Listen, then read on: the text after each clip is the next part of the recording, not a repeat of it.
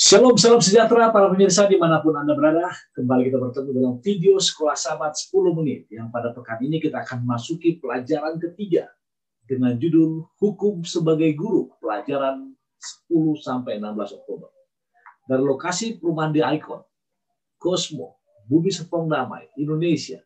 Saya akan bacakan hafalannya yang pada saat ini tertulis dalam Ulangan pasal 6 ayat yang kelima. Dikatakan demikian. Kasihilah Tuhan Allahmu dengan segenap hatimu, dan dengan segenap jiwamu, dan dengan segenap kekuatanmu.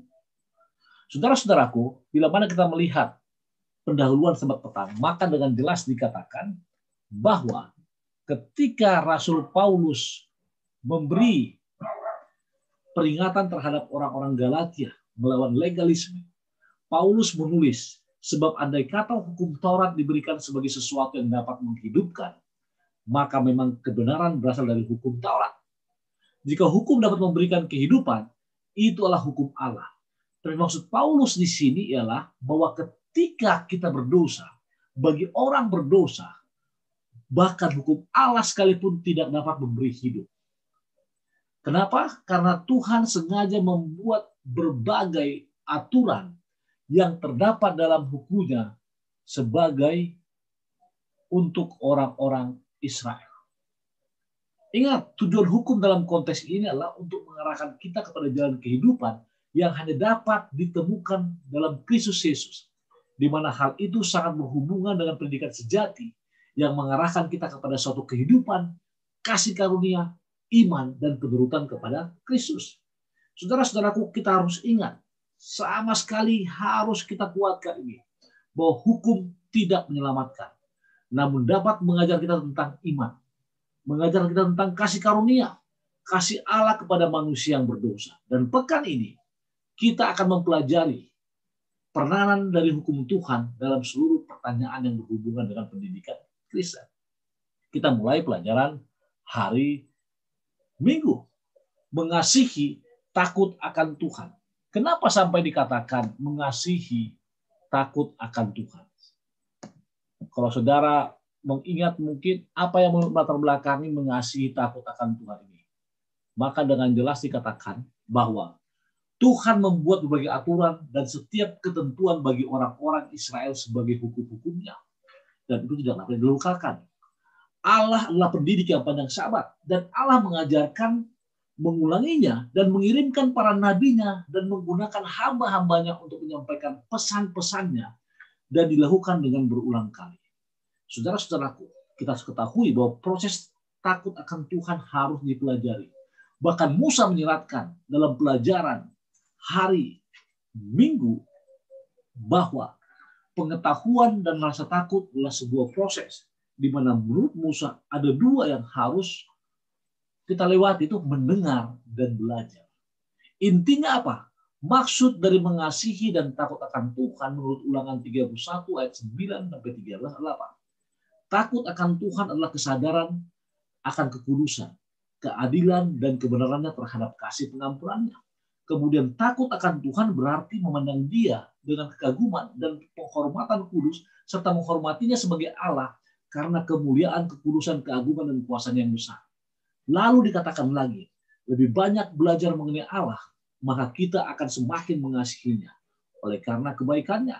Namun pada saat yang sama, makin kita ingin mengetahui tentang kasihnya, tentangnya, maka akan semakin takut kita kepadanya karena kita mengetahui betapa kudusnya dan benarnya Dia, dan betapa berdosanya kita, dan hanya kasih karunia yang melayakkan kita. Wow, luar biasa. Intinya apa?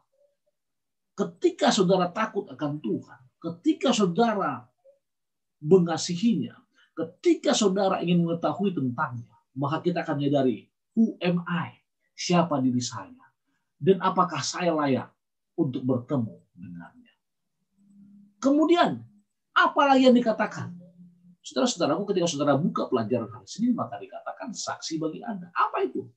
Musa mengetahui bahwa dia akan mati dan menyadari bahwa dia akan ditanggalkan karena bangsa Israel akan masuk ke Kanaan.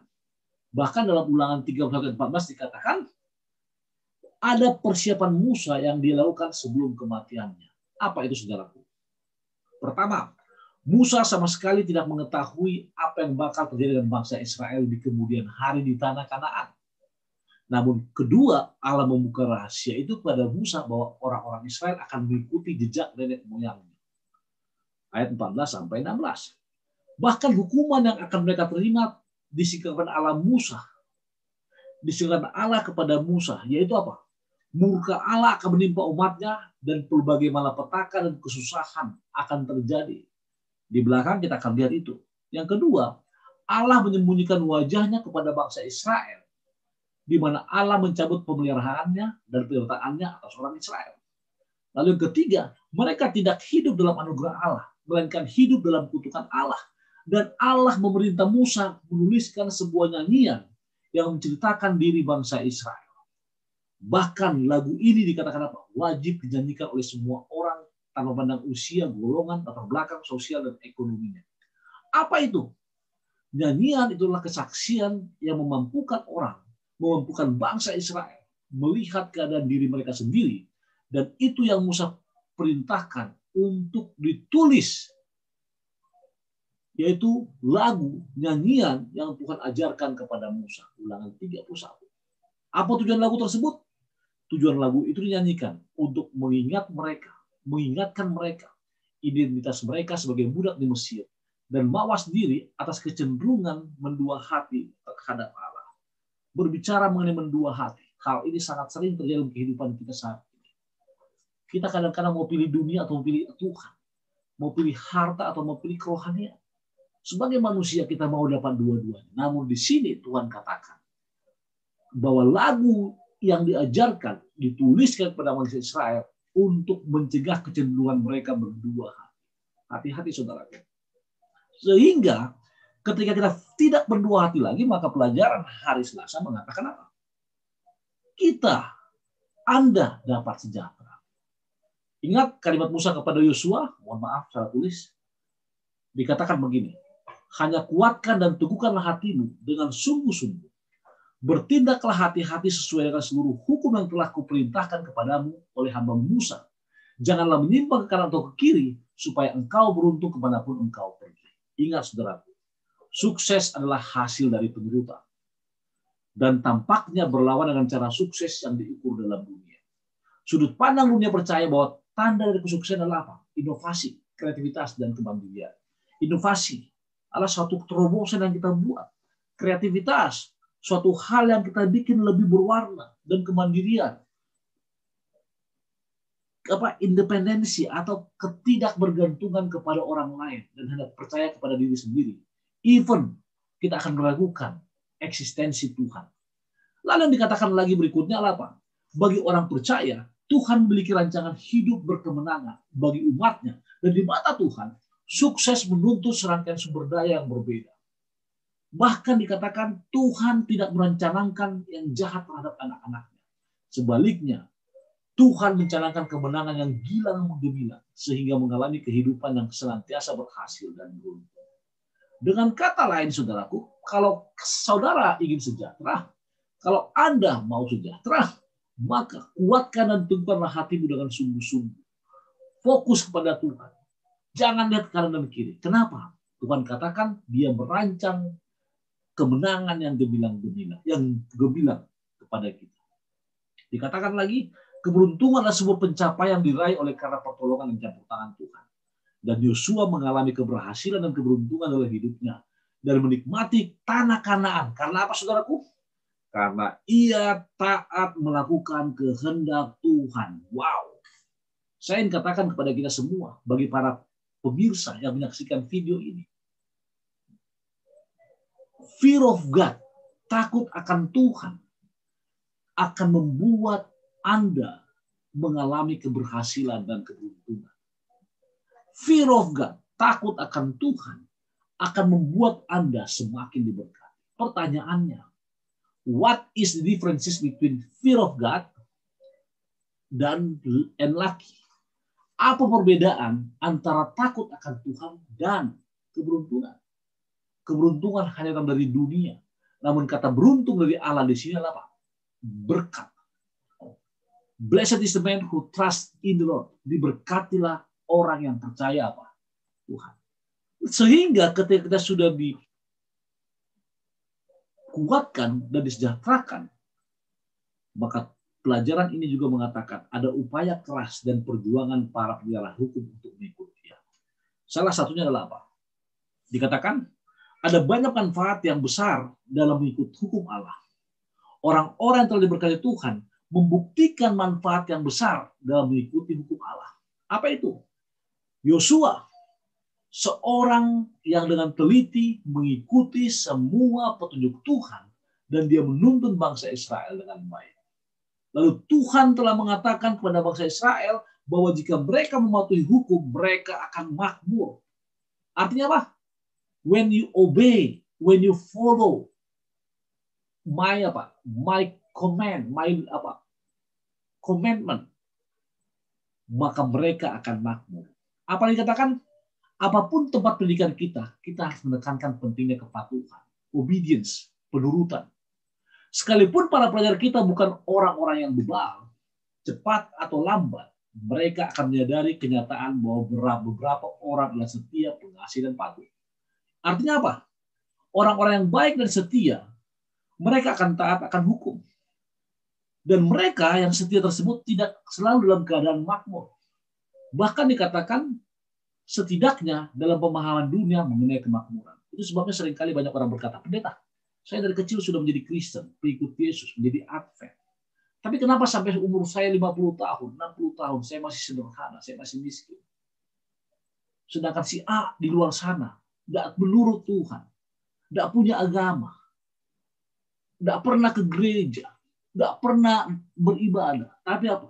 Kekayaannya luar biasa. Ingat, konsep makmur, konsep kaya dalam terminologi Tuhan berbeda dengan terminologi kita. Ketika Tuhan memberikan nafas hidup, kemudian kesehatan, umur panjang kepada saudara dalam konsep saya sendiri. That is apa? The greatest gift of heaven. Atau apa? Karunia terbesar. Berkat terbesar bagi kehidupan Anda. Ingat dikatakan berikutnya, kita harus menyadari bahwa orang-orang percaya yang setia kepada Allah dan patuh pada perintahnya tidak selalu makmur. Walaupun kemakmuran di pandang dunia tidak ada pada sebagian umat yang setia, namun apa yang dikatakan? Tuhan berjanji akan memberikan kehidupan yang kekal di surga. Artinya apa? The main purpose, tujuan utama kita apa? To enter to the kingdom of heaven. Untuk masuk ke dalam kerajaan surga. Karena Ibrani pasal 11 ayat 13-16 dikatakan apa? Tuhan berjanji that you will receive the everlasting life when you enter to the kingdom of heaven. Akan memberikan kehidupan yang kekal di surga kelak. Wow, luar biasa. Lalu apa yang harus kita buat? Jadikan Yesus menjadi teladan kita. Artinya apa? Biarkan Yesus menjadi patron kita. Karena dikatakan Yesus Kristus, anak Allah, menghidupkan kehidupan manusia. Dan dikatakan dalam penurutan yang sempurna kepada Bapa, dalam ketaatan yang sempurna terhadap hukum Allah. Bahkan dikatakan lagi, dia melakukan ini sehingga dia bukan hanya menjadi pengganti kita, sebagaimana dia telah melakukannya, tapi juga menjadi teladan bagi kita. The role model of those people who believe in him. Ialah teladan kita. Ingat, Yesus melakukan ini semua menjadi teladan bagi kita, yang mana dia telah melakukannya dalam konteks Trinitas. Yang berikutnya, barang siapa mengatakan bahwa ia ada dalam dia, ia wajib hidup sama seperti Kristus telah hidup. Bagaimana Kristus hidup? Lukas 25:21 dikatakan apa? Yesus semakin bertambah besar, bertambah hikmat dan besarnya, dan semakin dikasihi oleh Allah dan manusia. Dan Yesus taat menerang hukum sejak kecil. Memang benar, hukum tidak menyelamatkan. Namun di awal tadi, hukum mengarahkan kita untuk melihat bagaimana manifestasi Tuhan, manifestasi Allah, terimplementasi, teraplikasi dalam kehidupan sehari-hari. Dalam keadaannya sebagai manusia, Yesus telah merendahkan dirinya dan taat sampai mati. Wow, inilah merupakan pengorbanan yang luar biasa. Kalau saya ulangi kalimat tadi dalam konteks ini, the greatest gift of heaven adalah apa? When Jesus died on Calvary, ketika Yesus mati di Bukit Golgota. Kristus menggenapkan nubuatan dan dia meninggikan hukum Tuhan melalui keseluruhan hidupnya. Bahkan dikatakan lagi, Kristus adalah wujud yang hidup dari kesaksian kepada para rasulnya, kepada murid-muridnya, kepada para pendosa dan orang-orang kudus. Lebih dari sekedar memiliki seperangkat aturan untuk ditaati, kita pun memiliki teladan dalam diri Yesus. Yaitu apa? Untuk menuruti dia, yang walaupun dia merupakan darah dari manusia untuk diikuti. Satu ayat terakhir, Yohanes 15 ayat 10 menulis, jika kamu menuruti perintahku, kamu akan tinggal dalam kasihku. Seperti aku menuruti perintah Bapakku dan tinggal dalam kasihnya. Luar biasa. Kesimpulan, saudara. Ingat, kasih, landasan penciptaan, dan penebusan adalah landasan pendidikan sejati. Ini dijelaskan dalam hukum yang diberikan Allah sebagai pedoman kehidupan. Hukum yang pertama dan besar ialah apa? Kasihilah Tuhan Allahmu dengan segenap hatimu, dengan segenap jiwamu, dan dengan segenap kekuatanmu, dan dengan segenap akal budimu. Kenapa, saudaraku? Itu merupakan prioritas utama dalam kehidupan kita. Mengasihi dia, mengasihi Yesus, mengasihi Allah, itu oknum yang kekal, yang maha tahu dengan segenap kekuatan pikiran dan hati kita, berarti perkembangan setiap kekuatan yang tertinggi masuk terimplementasi pada segenap jiwa raga, tubuh, pikiran, dan jiwa.